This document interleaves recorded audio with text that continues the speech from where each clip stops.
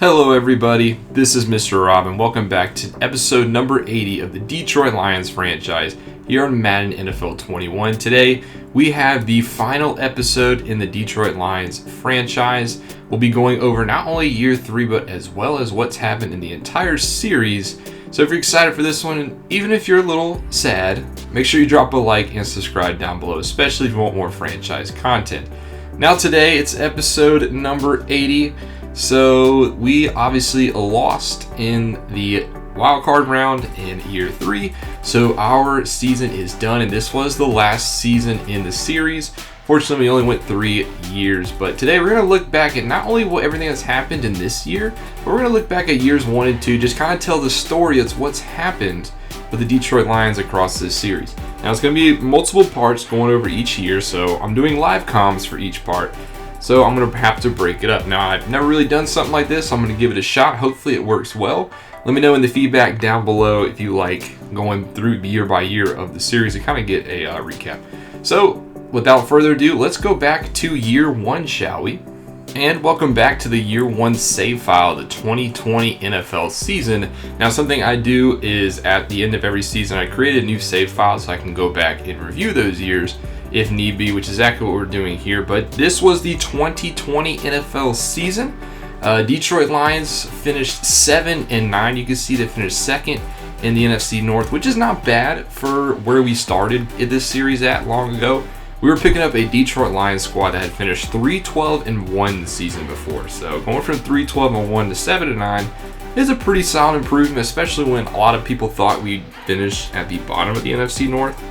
Before this season, some of the off-season moves that the Lions had made is they made big changes to the defense. They had Jamie Collins picked up, Desmond Trufant, Daron Harmon, and drafted Jeff Okudah number 3 overall. Now, a couple of those players, you've seen in year 3 have made a big impact in this series. They had also added DeAndre Swift in the second round of the draft, so he was a rookie back in year 1.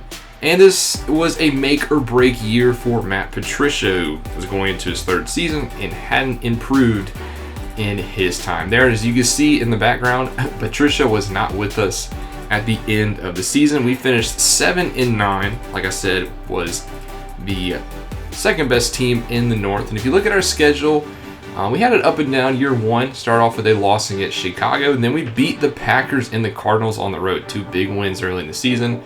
We lost to the eventual Super Bowl champion Saints in a close one, and then ended up losing 3 straight more with the Jaguars, the Falcons, Colts. Beat the Vikings and the football team, got beat down by the Panthers, and then we beat the Texans and the Bears. So everything was looking pretty solid, but then we dropped 3 of our last 4 to the Packers. We did beat the Titans on a pick 6 in overtime, and then we lost those to the Buccaneers and the Vikings, knocking us out of the playoff race. Now, in this season, the Saints did win the Super Bowl.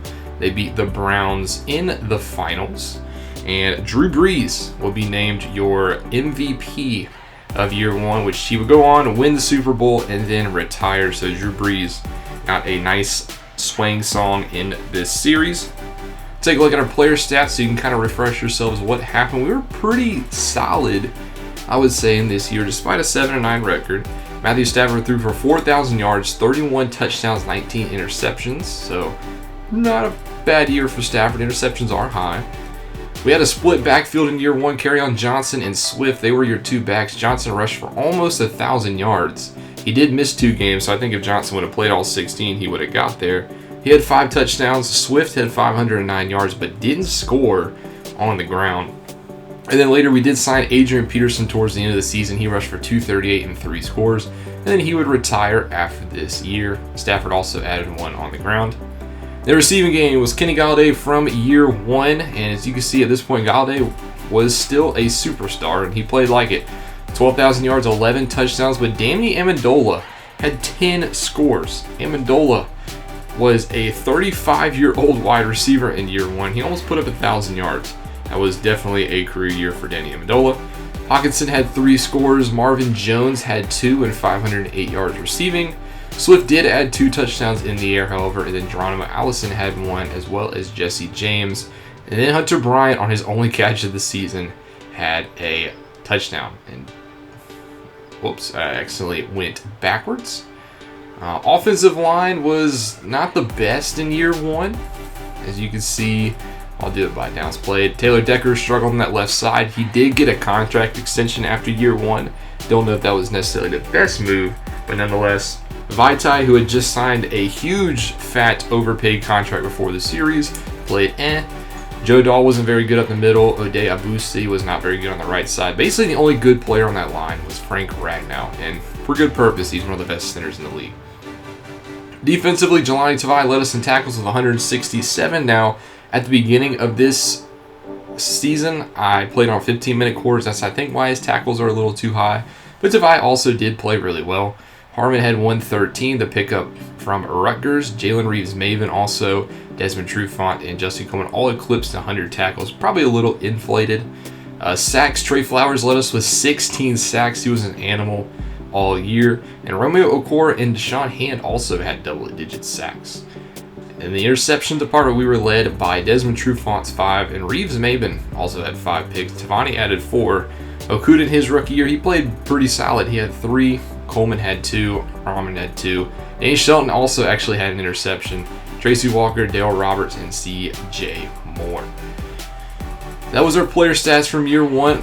And team, we were 17th in offense, so we were pretty solid. Defensively, though, we struggled. 26th in defensive yards, which also 15-minute quarters. 13th in points scored, and then 28th in points allowed. So we needed to improve the defense going into year 2, but that's a look at year 1. Now we head over to year number 2, the 2021 NFL season. So the Lions went 7-9 in year 1, and they followed it up in year 2 with a 6-10 finish, which was 3rd in the NFC North. So we dropped 1 game on our overall record. So not a very good season 1 that we'd actually like to have back in the rebuild. Going into the season, we went from year 1 to year 2 in the offseason. The big thing was we obviously fired Matt Patricia. And as you can see, we hired Mike Zimmer. Now, Mike Zimmer was not our first choice for this job. It actually went into the free agency portion of the offseason during this time. And I sent an contract for Anthony Lynn and somebody else. But somehow we ended up with Mike Zimmer. So he wasn't my first choice, but we had to roll with it. Now, also going into year 2, we were not in a very good cap spot. We didn't have a lot of money to spend going into this point, so we couldn't really make any big moves in the offseason. The biggest move we did make was signing wide receiver Cordell Patterson. We signed him to a 3-year, $13 million contract. Now, was that a good deal in hindsight? You can be the judge of that one, but Cordell Patterson was a superstar at the time, and he was coming off of a 12,000-yard, 10-touchdown season in Chicago. Now, it was a contract year for Patterson, so obviously he put up his best numbers, and he did cash in with us. Some other little small acquisitions we made at this point, we signed right guard Kelechi Osemele to start there, and then for free safety, Deron Harmon left, and we picked up Anthony Levin Sr. to fill that spot. Now, we also, in the first round, our draft pick, we had the number 10 overall pick, and we picked up Marvin Wilson, a defensive tackle out of Florida State, to help on that defensive line. You can see D-tackle was not in a good spot at this point.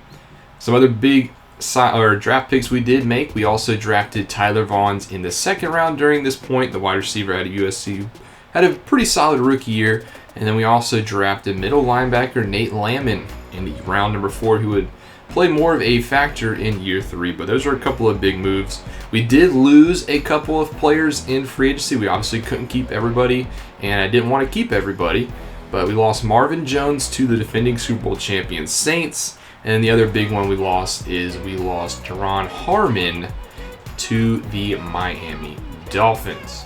So a couple of players left, but we tried to fill in the gaps as best as we can, and we ended up 6-10, which isn't very good.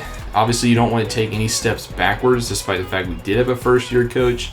And even though we went 6-10, we played pretty solid. I mean, we were alternating wins and losses to start the season. We did drop 4 straight, going to 2-6. But then we rebounded with 4 straight victories, including a dominant win over the defending AFC champion Browns, beat the Vikings, beat the Bears in a defensive slugfest, and then we beat the Bengals. So at this point, we were sitting 6-6, maybe a shot at the playoffs. But then we dropped 4 straight to the Bucs, who weren't very good that year. The 49ers, who were good, though, got absolutely beat down by the Packers. And then the last game of the season lost to Jameis Winston in the Steelers. So we limped to a 6-10 seat finish. And after this, there was a lot of questions about one player in particular, and that was quarterback Matthew Stafford. Stafford did not have a very good season in year 2, throwing a lot of interceptions, totaling at 24. Now, he did throw for 4,100 yards, but 28 touchdowns, 24 interceptions. After 13th season, was it time to move on from Stafford? Because he did have a pretty big deal, but you could cut him after a year and save some money. So that was the big talking point going into the offseason.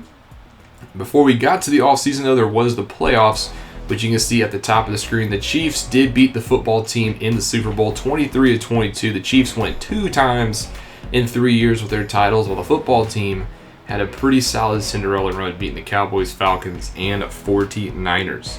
Also, in this season, we had awards, and the MVP was a surprising winner in Ryan Tannehill.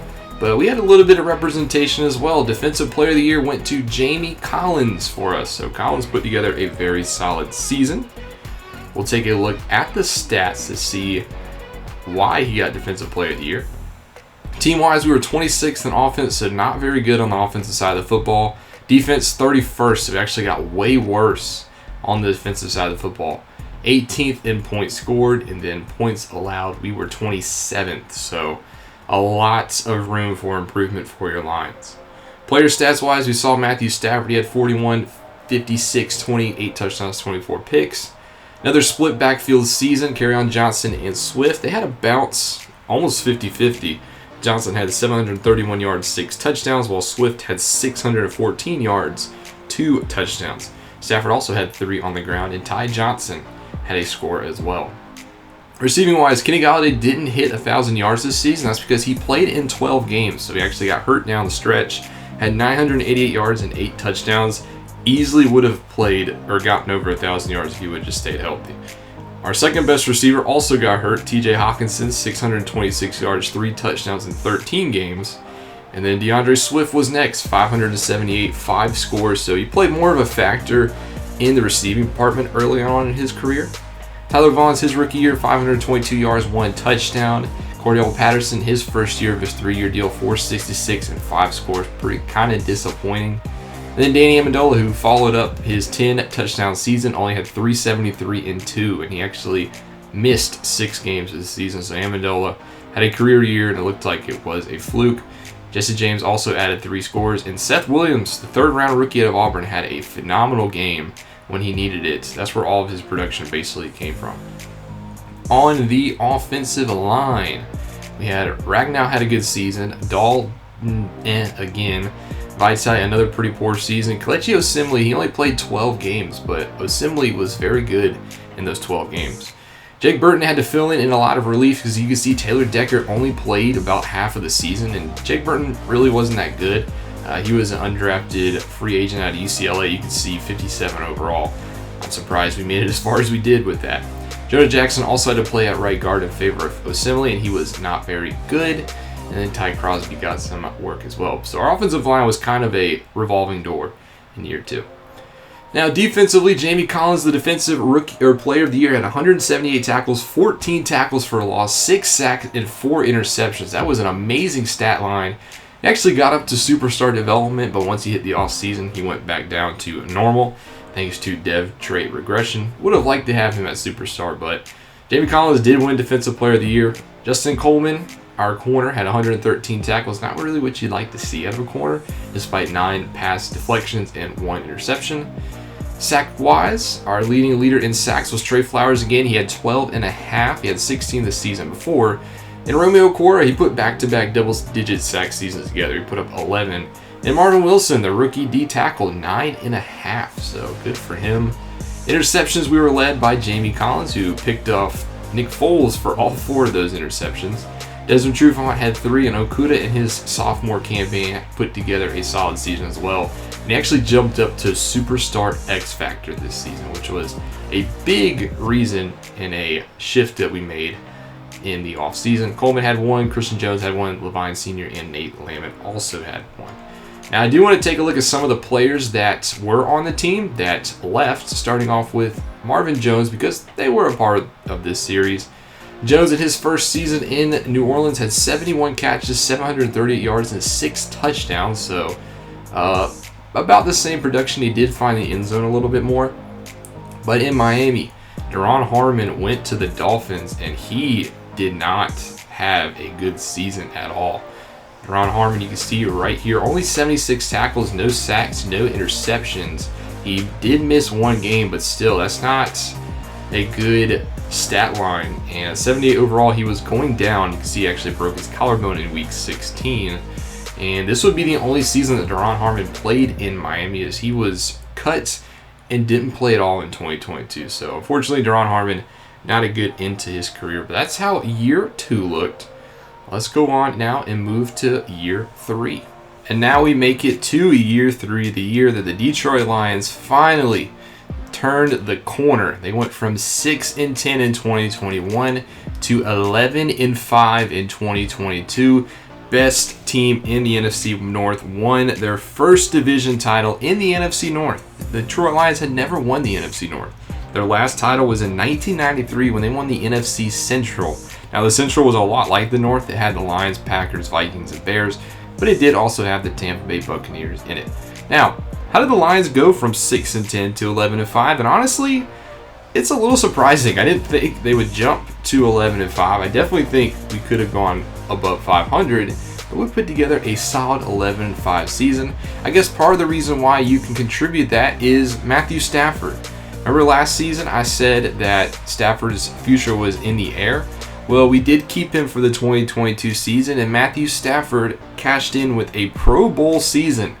He had pretty solid numbers. Now, his numbers aren't necessarily Pro Bowl, his numbers. He had 4,200 yards, 29 touchdowns, 16 interceptions, but he had a career high in passing yards, his lowest interception total of the season, and he completed 68% of his passes, which was, I think, it's a career high for him. So Stafford played very well, made it to the Pro Bowl. Part of the reason why we made it so far. He also rushed for 324 yards and 3 touchdowns.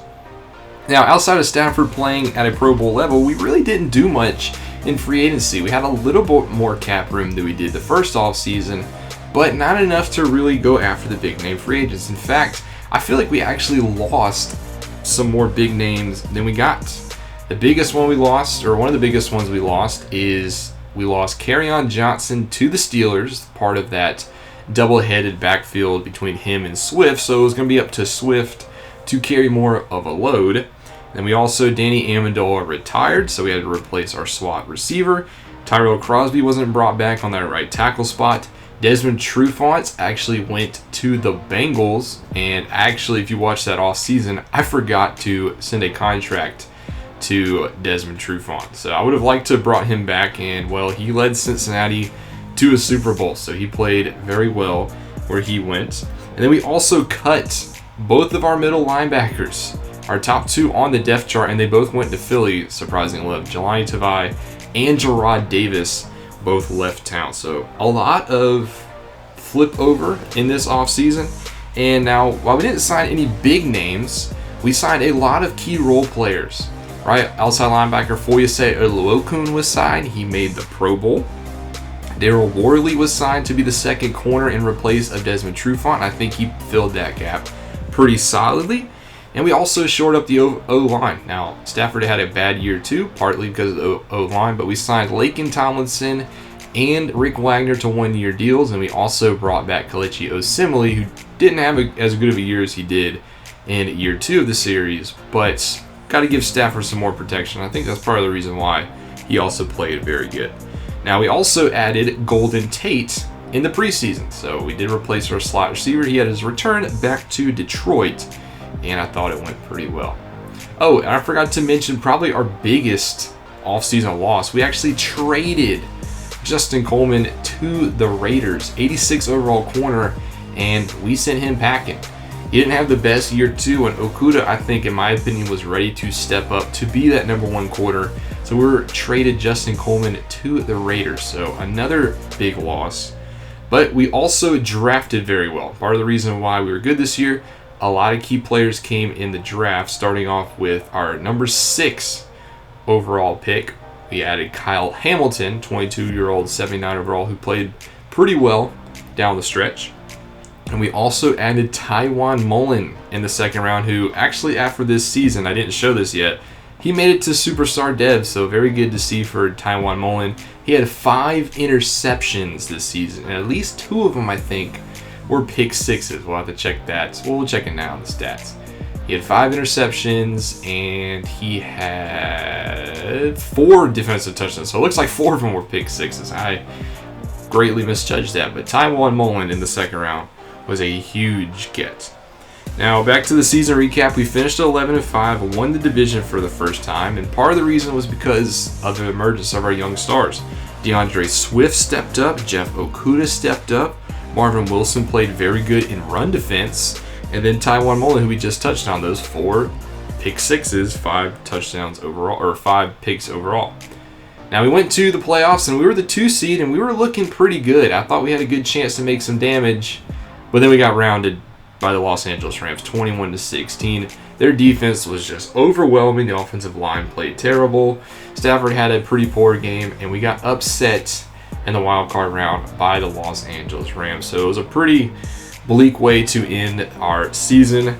The Rams did end up making it to the championship game, where they lost to the eventual Super Bowl champion Carolina Panthers 35 to beating the Bengals 17. So it was a bad end to our season.